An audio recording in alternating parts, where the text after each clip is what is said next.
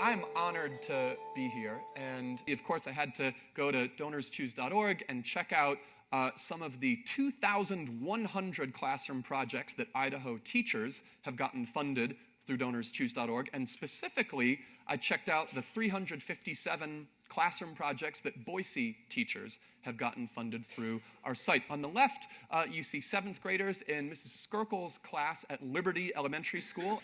She wanted her students to be able to do spelling and mathematics applications, learn at their own pace, use some of the adaptive learning technologies that are now available, and for that, she needed a set of Chromebooks and some iPads, and about 10 donors made her $2,000 classroom dream come true. In the middle, you see, I want to tell you that that man is their teacher, but in fact, this is Mrs. Spittle's class at Lake Hazel Elementary School, and she wanted her students to meet a true life mountain man so that her students could interact with someone from the pages of history, but in the flesh. And her project, Mrs. Spittle's project at Lake Hazel Elementary School was compelling enough that her project was funded by, I think, 3 Boise residents, but was also funded by someone in Brooklyn and someone in Washington, D.C., and by Cards Against Humanity. They supported her project. And finally, on the right, you see a student at Capitol High School in Mrs. Nichols' class, and Mrs. Nichol wanted to create a maker space in the library of Capitol High School. Not one that would not just have a 3D printer, but which would have a sewing machine and all sorts of woodworking equipment so that students could make and learn through sensory experiences and kind of get an introduction to engineering and ultimately to robotics. Her $1,000 classroom dream came true thanks to 2 donors. We're seeing incredible participation. The 378 public schools in Idaho who have 944 teachers, nearly 1,000 teachers who've created projects on our site, represent a very, very healthy portion of all the public schools and all the public school teachers in Idaho. And it's $1.5 million that's gone to 2,200 projects. I'll tell you 2 ways that we think we could change the system itself, where I'll give you just a little bit more detail. One of them is by opening up all of our data. More than 300,000 teachers have created 800,000 projects on our site at 64% of all the public schools in America. And by opening up all that data, we can enable policymakers and legislators, school district superintendents, state superintendents, to listen to what classroom teachers are trying to tell them in the projects that they're creating on our site. We've got statistical significance for the specific books that Idaho middle school teachers think are most effective at getting kids hooked on reading, as expressed by the books that they're requesting on our site. We can show you what technology devices are most needed by Idaho high school teachers, as expressed by the technology devices that those classroom teachers are most often requesting, which are sometimes different from what the powers that be think is the sort of shiniest new toy or what will make for the best press conference.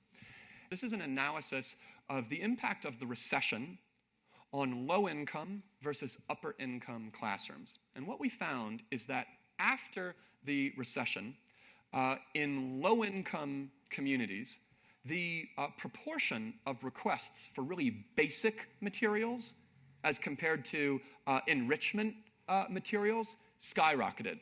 So this is just a flavor for how we hope to give voice to classroom teachers, because we think that teachers, hardworking teachers, know their kids better than anybody else in the system. And if we can tap into their frontline expertise, we can unleash better targeted and maybe even smarter micro solutions than what someone in academia or at the central office might come up with. And we think that we can give teachers a seat at the budget making table now that their voice can be heard in the data that we've opened up. That's the last way we think we could change the system itself. I'll tell you what it is. It started a couple years ago when we were lucky enough to win the Google Impact Award, and it came with a $5 million grant, and we used that $5 million grant to underwrite DonorsChoose classroom funding credits that we gave to high school teachers who launched and helped their students pass math and science AP courses. So the way it worked was, at all these low-income public high schools, any teacher who raised their hand to say, I'm going to start a Calculus AB course or a Physics AP course, got upfront DonorsChoose classroom funding credits. Think of it as an altruistic signing bonus, so that the teacher could fund their own projects and get the graphing calculators they would need to teach Calculus AB or build the lab they would need to do Biology AP. And then at the end of the school year, every student who passed their math or science AP exam unlocked $100 of DonorsChoose classroom funding credits for their teacher to spend on their own projects or their colleagues' projects. And the response to this was so exciting. Teachers launched 500 new math and science AP courses to take advantage of this opportunity, that we took this same approach with girls learning the code. So last year, for several months, any public school teacher in America could unlock $1,000 of DonorsChoose classroom funding credits if and when at least 4 of their female students demonstrated proficiency in computer science fundamentals using either Codecademy or your friend's Khan Academy.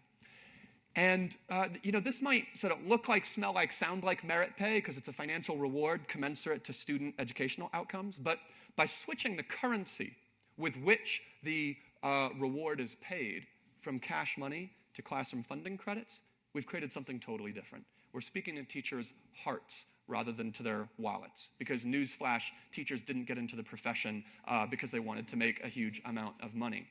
And you can imagine what the dynamic is like for students who can say, you see that classroom library that was just delivered yesterday? I got that for our classroom when I passed the Calculus AB exam. Teachers and teachers' unions have responded to this alternative take on merit pay with a whole lot of receptivity and even straight up enthusiasm.